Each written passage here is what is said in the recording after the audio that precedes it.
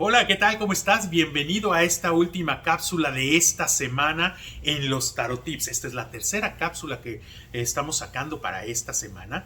Y en esta ocasión, primero agradecerte tu tiempo. Si has escuchado o visto mis otras cápsulas, te lo agradezco desde el fondo de mi corazón, que podamos compartir este espacio y que podamos encontrarnos en este espacio de interés mutuo que es el tarot en este caso.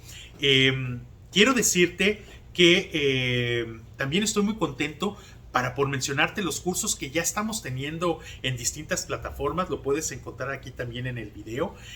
Voy a dejar un poco de información por si te interesa a ti adentrarte un poco más en el mundo de lo que es el tarot, pues que tengas la posibilidad de entrar y conocer un poco más de lo que yo hago. Pero por el momento me gustaría tomar esta última cápsula de esta semana para hablar un poco más a fondo de lo que es el tarot. En la primera cápsula hablamos en términos generales lo que era el tarot, un poco de su historia, de dónde venía, hacia dónde iba y de qué trataba, vamos a decirlo de alguna manera.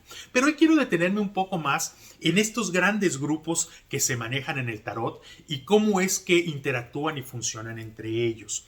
Si recuerdas bien, en esta primera cápsula hablamos de que el tarot se compone de 78 cartas. Estas 78 cartas se subdividen en dos grandes grupos. Por un lado tenemos los arcanos mayores, que son 22, y por el otro lado tenemos los arcanos menores, que son 56. Dentro de estos arcanos menores hay también un subgrupo. Tenemos las cartas que se van del As al 10, que son los números, vamos a decirlo, y por el otro lado tenemos a la corte, que son los personajes, que es la sota, el caballero, la reina y el rey. Y el día de hoy quiero que platiquemos un poco más sobre eso. Bueno, entonces, los arcanos mayores, que son las 22 cartas, realmente están numeradas hasta el número 21 porque la primera carta es el 0. Para la cábala, esa es la carta que va al final, es la carta número 22, pero esto es porque lo alinean con las 22 letras del alfabeto hebreo. El loco, en lugar de ser el 0, cae en la carta 22 porque a final de cuentas el loco es el principio y el final. Está empezando sin nada, pasa todo su trayecto, llega a conquistar el mundo y vuelve a comenzar. Y es por eso que en ese caso se pone en esa posición, pero para efectos prácticos en el tarot que leemos nosotros, que es el Rider-Waite-Smith, estamos hablando de que tiene el número 0. Y con él empieza todo un trayecto. El loco está sin nada, es aventurado, está tirándose hacia el mundo. De hecho, en la imagen lo podemos ver un poco en lo que sería un precipicio, ¿no? Y viene con él un perro y él está feliz dando prácticamente el paso hacia el precipicio. Es aventado y aventurero y va a ver qué le depara el mundo. Y de ahí empiezan a suceder varias cosas dentro de el tarot, en donde va a ir pasando por la sacerdotisa, que es un viaje espiritual, pasa por la emperatriz, que tiene que ver con la creatividad, pasa por el emperador, pasa por el ermitaño, pasa por distintas cartas que van a ir entre ellas. Vienen cartas complicadas, vienen cartas con muchos retos, como podría ser la templanza, como podría ser la fortaleza, la misma luna que maneja una dualidad, y también tenemos cartas muy exitosas como puede ser el sol, el mundo, que en algunos otros tarots es el universo, y también lo que podría ser la estrella, por ejemplo, ¿no?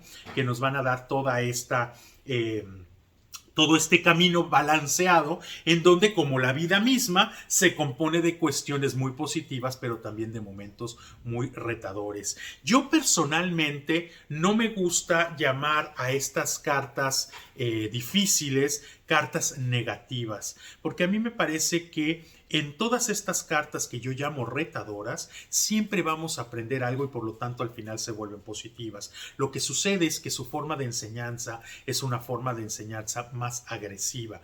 De hecho, la mayoría de las veces que uno es capaz de aprender algo es porque lo tienes que vivir un poco desde el sufrimiento, y ahí es a donde se quedan grabadas las lecciones de vida, vamos a decirlo de alguna manera.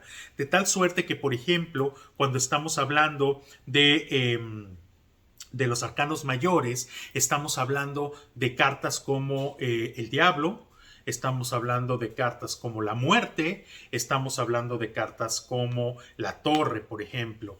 En particular te podría decir que de estas cartas vamos a hablar más adelante porque se va a hacer toda una cápsula acerca de ellas, pero te podría decir que ninguna de ellas, a pesar, sobre todo lo que es la muerte y el diablo, a pesar de esta connotación de la palabra, que es una connotación que se ha dado a lo largo de la historia precisamente para temer, ¿no?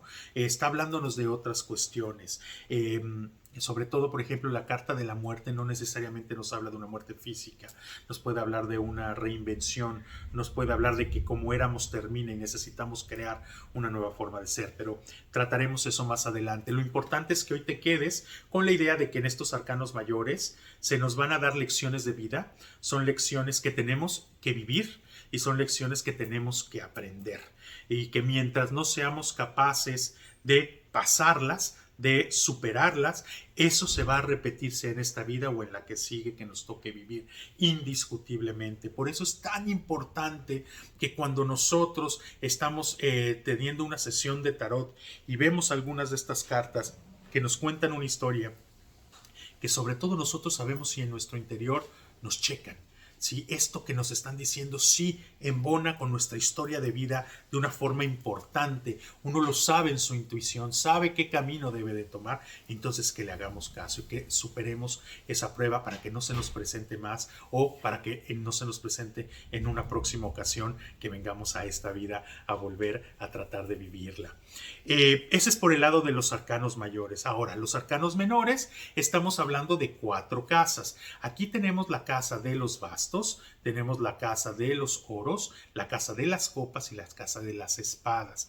Cada una de esas casas está también asociada con un elemento: tierra, fuego, agua y aire, y por lo tanto está también asociado con un grupo de signos zodiacales que tienen que ver con los elementos. Entonces, esta parte también es importante que la entiendas. Y al igual que podemos encontrar en los arcanos mayores una historia que parte desde el loco y termina con el mundo, lo mismo sucede con los arcanos menores. Partimos desde el as, que el as tiene una fuerza de inicio, es el arranque, es como meter primera en el vehículo, que tiene mucho arranque, tiene mucha potencia para lanzarnos. Después vamos haciendo un arco.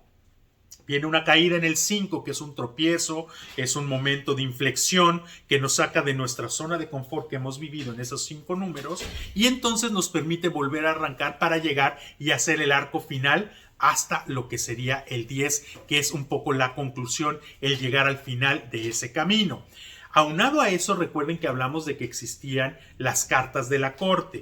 Estas cartas de la corte son cartas muy especiales porque nos pueden hablar de 2 significados diferentes. Por un lado, nos pueden estar hablando de personas como tales, y por el otro lado también nos pueden estar hablando de situaciones. Son cartas que pueden tomar cualquiera de los dos. Generalmente las sotas son cartas que tienen que ver más con una situación, porque la sota representa a niños o adolescentes. Generalmente los niños y los adolescentes no aparecen mucho en las cartas porque aún todo su ser no está del todo formado en el sentido energético de experiencia como para que haya un bagaje suficiente para poder hacer una lectura de cartas. También de eso vamos a hablar en alguna otra cápsula, créanme, porque es bien interesante entender qué es lo que sucede con los niños y los adolescentes dentro del tarot.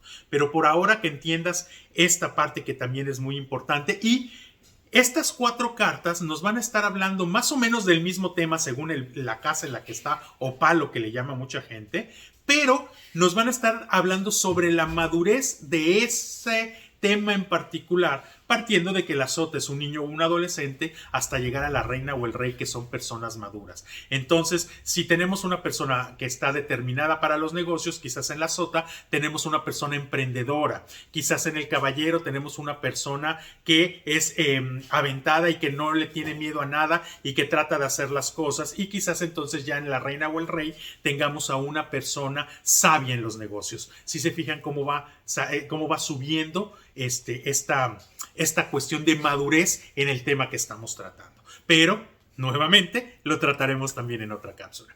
Pues por hoy me despido de ustedes. Me encanta platicar con ustedes de estos temas. Espero que sean de utilidad. Por favor, denle like, inscríbanse en el canal. Es bien importante para poder seguir haciendo esto. Y les repito que si están interesados en alguno de mis cursos, vean aquí abajo en la descripción. Estaré dejando los enlaces para poder entrar. Me despido de todos ustedes esperando que tengan una semana fabulosa o lo que quede de la semana. Buenos días, buenas tardes o buenas noches, dependiendo la hora en la que me estés escuchando. Mi nombre es Joser y me despido de ti.